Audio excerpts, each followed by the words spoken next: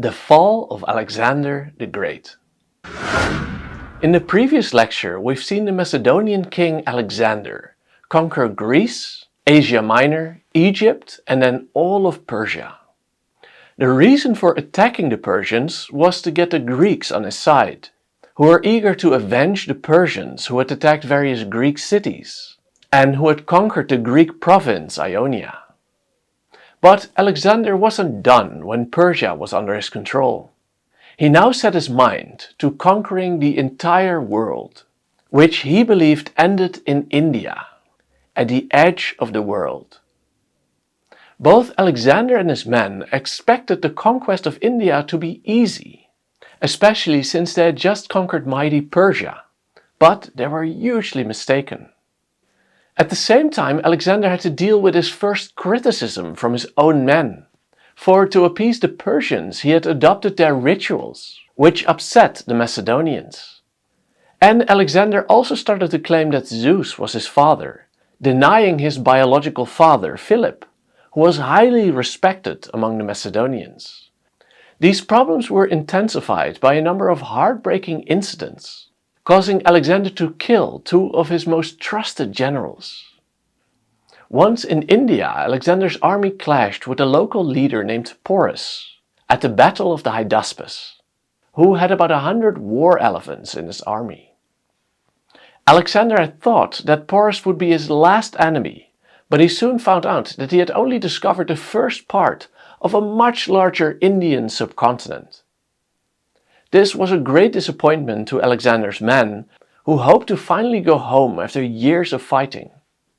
Alexander tried to convince them to continue, but eventually he gave in. But the return journey wasn't easy either. Alexander got pierced by an arrow and lost consciousness. And the army had to cross the terrifying Gedrosian desert, which took 60 days. And to make matters worse, not long after returning to Babylon, Alexander got ill and died, after which his generals launched civil wars over the throne. So we have a lot to get to. Let's start. Hey, good to see you. This is Stephan, author of In Search of the Sublime. On this World History channel, we'll trace humanity's relentless pursuit of scientific truth, moral excellence, and enlightenment. You'll meet anyone from Mesopotamian astronomers and Indian yogis to Greek philosophers and Enlightenment scientists.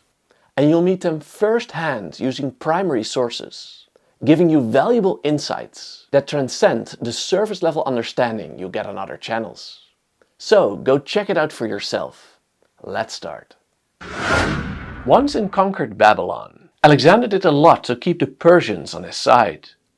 For instance, he was willing to award loyal Persians with high positions in civil administration, and he allowed much of the Persian nobility to keep their elite status. Persians could also join the army, although Alexander would not allow them to command them. And he also made great efforts to integrate Greek and Persian culture. He would, for instance, on occasion wear Persian costumes.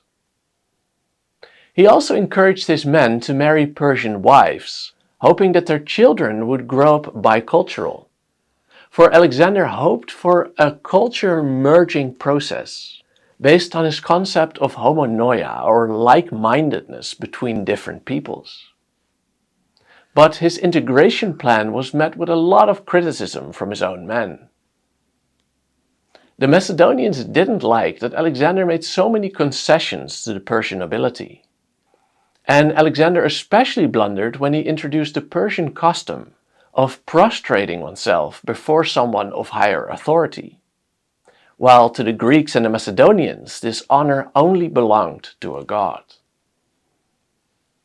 With all these cultural differences in his empire, Alexander's role had also become more and more complicated. To the Macedonians, he was their king.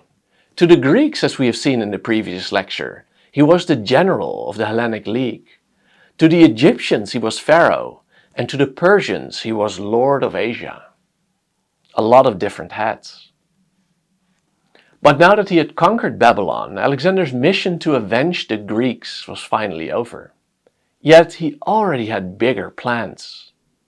He marched with his army to India, which he believed to be on the edge of the world, as you can see on this ancient Greek map. The army started the journey in high spirits. They were confident in their abilities and believed that after conquering India, they would have conquered the entire world and then they could finally go home. The journey, however, turned out much more difficult. On his way to India, Alexander invaded Bactria and Sogdiana, which became a 3-year-long battle.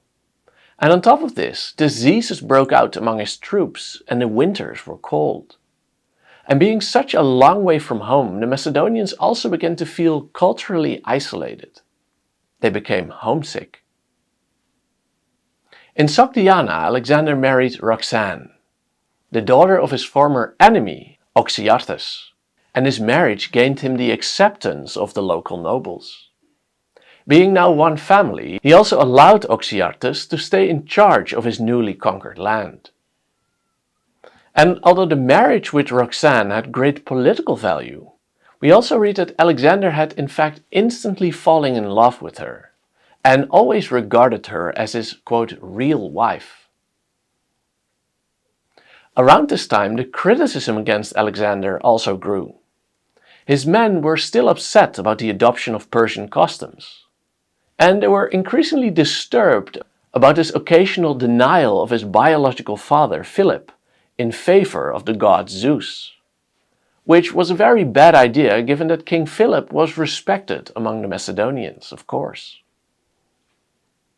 On top of this, Alexander's generals felt that he was starting to rule in a more distant and autocratic manner, while it was Macedonian custom for the king to rule with the consent of his generals.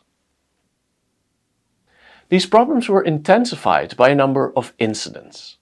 In 330 BC, Philotas, son of the great general Parmenio, neglected to report a conspiracy, and as a result the army voted for Philotas' execution.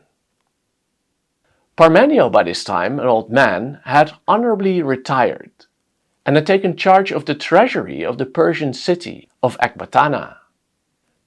And to prevent him from hearing about his son's execution, Alexander sent assassins to kill him. What a horrifying end for this genius general that had assisted Alexander and his father so well. And although no one dared to openly speak out about the incident, it clearly shocked many Macedonians. For Parmenio had been the best commander of the army and he had fought with such great courage. It was a truly horrifying act, even difficult to believe. Another horrifying incident took place at a drinking party. Clytus, who had even saved Alexander's life at the Battle of the Granicus, openly criticized Alexander. On what exactly happened, the sources disagree. Some say Clytus opposed Alexander's adoptions of those Persian customs, while others say he criticized Alexander's divine pretenses, and also his dismissal of Philip as his father. While other sources state that he was simply being angry about being repositioned to a less significant position. Whatever the case, Alexander grabbed a spear and threw it at Clytus, killing him. Immediately, Alexander was shocked. He dropped to the floor, and then, reminiscent of Achilles in the Iliad, withdrew to his tent in grief, isolated. But despite these setbacks, Alexander moved on. In India, he clashed with a local leader named Porus at the Battle of the Hydaspes. Porus had at his command about 4,000 cavalry, 30,000 infantry, 300 chariots, and, most noteworthy, 100 elephants. Each elephant had on top of it a rider and also a couple of soldiers with bows and javelins. And these elephants were used to effectively crush straight through the Greek infantry. This time Alexander outnumbered his enemy with an army of about 65,000 men. To get to Porus, Alexander had to cross the Hydaspes river. And cleverly, Alexander led Porus to believe that his entire army would cross the river at a very obvious crossing point. But in the meantime, Alexander had sent out another part of his army to look for a second crossing further upstream. And leading the second part of the army across at night, he caught Porus by surprise. When the army attacked, Porus himself was in the center, riding an elephant. When the elephant started marching into the Greek infantry, the troops fought back by shooting at the riders of the elephants and also by wounding the elephants' knees. And some of these elephants, we read, got confused by this and without their riders walked straight back into the Indian army. Meanwhile, a part of Alexander's cavalry had also secretly moved around the army and attacked Porus from behind, surrounding his army. Porus fought until he was finally captured, and when Alexander asked how he wanted to be treated, he responded, "Like a king." And impressed by this answer, Alexander then restored him to his kingdom. And he remained a good ally of Alexander to the end of his life. Alexander had thought Porus would be the last enemy at the edge of the world, but he soon found out that he had only discovered the first part of a much larger Indian subcontinent. And this was a great disappointment to Alexander, and especially to his men, who hoped to be able to finally go home after 8 years of war. But Alexander was not willing to quit. He pushed his army further into India. But at some point his men became so tired, weary and homesick that they just refused to go any further. General Conus tried to bring the news to Alexander as respectfully as possible. Alexander reacted with surprise and attempted to encourage his men to continue anyway, but he could no longer convince them. Conus suggested returning home, then raising a new army, and then returning later to conquer the rest of India. Again, Alexander, not happy with the news, retired in isolation into his tent. And this time he didn't wish to speak with anyone for 3 days. When he finally came out of his tent, he did order a return home. For, as he said, a Macedonian king has to listen to his men. Alexander first ordered the building of 12 altars, or statues in some sources, to mark the farthest limit that he had traveled. The path home, however, wasn't easy either. They first faced another year of fighting against the tribes of the area. And during one of these battles, Alexander ordered his men to climb a city wall. But when his men were too frightened to go, Alexander went first. And doing so, he was pierced by an arrow in his chest. We read that he lost a lot of blood and was carried away unconscious, yet he survived. And we read that when he greeted his soldiers after recovery, they were filled with joy, as you can imagine. For the return home, Alexander separated his army into 3 groups. General Nearchus would take part of the army by ship. Alexander would cross the Gedrosian desert, and General Craterus would take the longer route back through the forest from which they had come. Craterus took over half of the army and did not suffer much hardship, but Alexander's army suffered many losses. For Nearchus on ships was supposed to meet him midway for supplies and water, but the boats were delayed by the monsoons of India, and running short of water, many of Alexander's men died.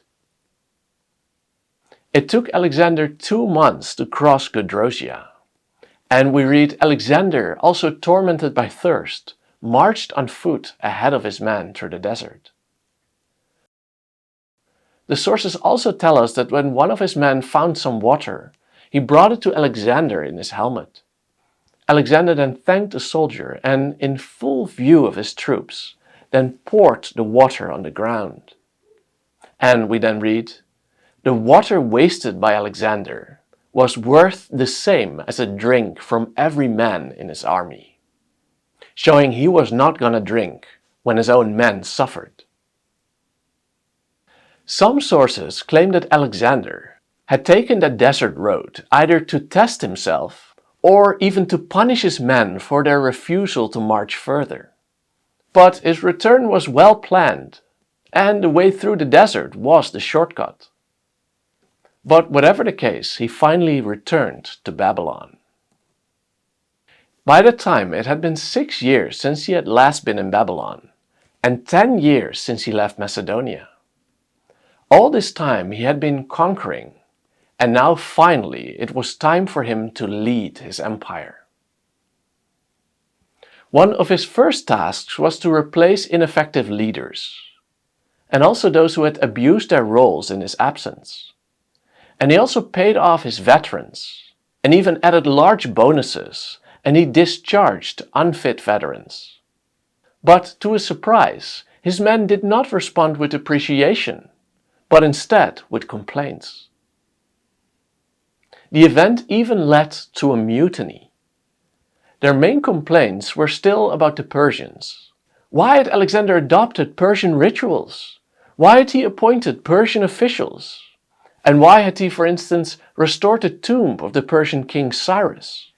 And on top of this, the discharged soldiers also felt that Alexander believed that they were no longer fit for service, and therefore had to be discarded. This time, that criticism was not respectful, and Alexander felt forced to order the execution of a number of the critics. He then ascended a platform and spoke as follows: "Macedonians, my speech will not be aimed at stopping your urge to return home. As far as I'm concerned, you may go where you like. But I want you to realize on departing what I have done for you and what you have done for me. Let me begin, as is right, with my father Philip. He found you wandering about without resources, when Macedonia was still a disorderly place. Many of you were clothed in sheepskins and pasturing small flocks in the mountains, defending them with difficulty against various tribes. Philip instead gave you cloaks to wear instead of sheepskins. He brought you down from the mountains to the plains, and made you a match in war for the neighboring barbarians, owing your safety to your own bravery and no longer to reliance on your mountain strongholds. He made you city dwellers and civilized you with good laws and customs. Those barbarians who used to harass you and plunder your property, he made you their leaders instead of their slaves and subjects. He annexed much of Thrace to Macedonia, seized the most favorable coastal towns, and opened up the country to commerce. And he enabled you to exploit your mines undisturbed. The Athenians and Thebans, who were permanently poised to attack Macedonia, he so humbled that instead of you paying tribute to the Athenians and being under the sway of the Thebans, they now in turn had to seek their safety from us. Philip was appointed commander-in-chief of all Greece for the campaign against the Persians, but preferred to assign the credit to all the Macedonians rather to just himself. Such were the achievements of my father on your behalf. As you can see for yourself, they are great, and yet small in comparison to my own. I started from a country that could barely sustain you and immediately opened up the Hellespont for you, although the Persians then held the mastery of the sea. I defeated in a cavalry engagement the satraps of Darius, and annexed to your rule the whole of Ionia and Aeolis, both Phrygia and Lydia, and took Miletus by storm. All the rest came over to our side spontaneously, and I made them yours for you to enjoy. All the wealth of Egypt and Cyrene, which I won without a fight, are now yours.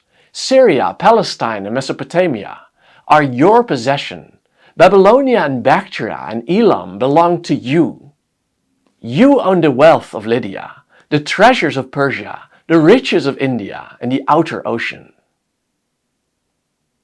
You are satraps, you are generals, you are captains. And as for me, what do I have left from all these labors? Merely this purple cloak and a diadem. And after the speech, Alexander again retired to his royal tent. For 2 days he would not let any of his companions see him, and he neglected his bodily needs. On the 3rd day, he suddenly invited Persian elites into his tent, and then appointed them to command all the squadrons.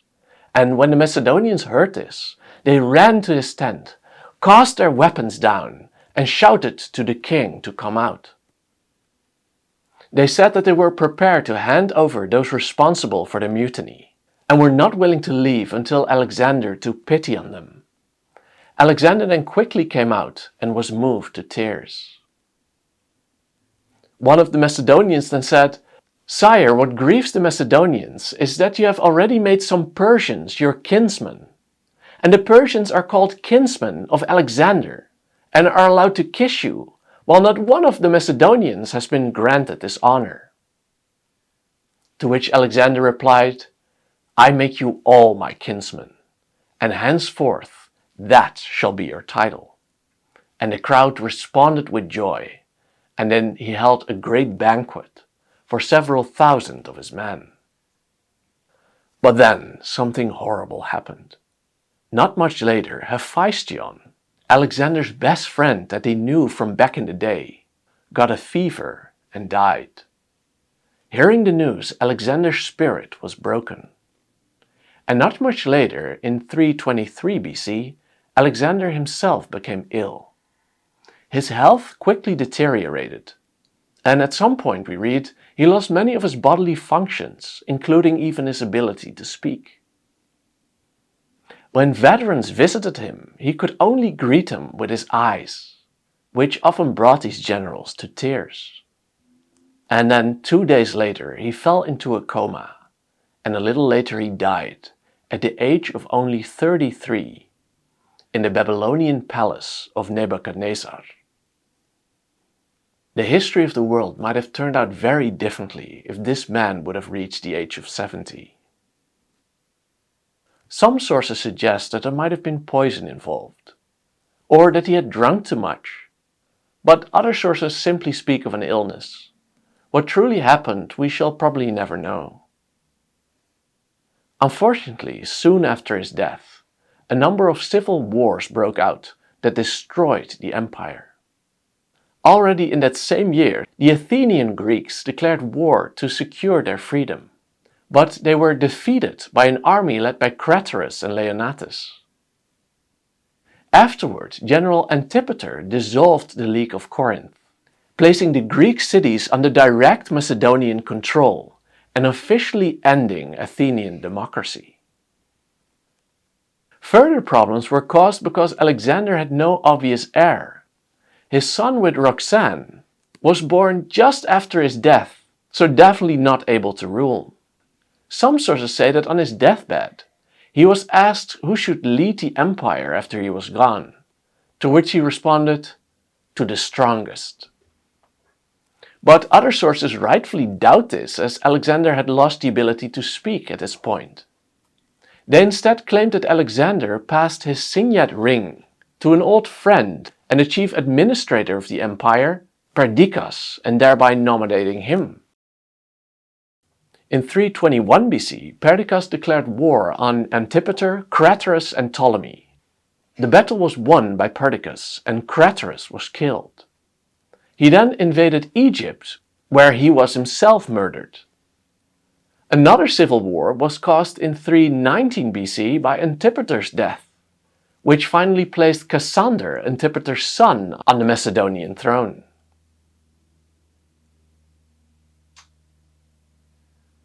Eventually 4 power blocks formed, run by the successors or diadochi.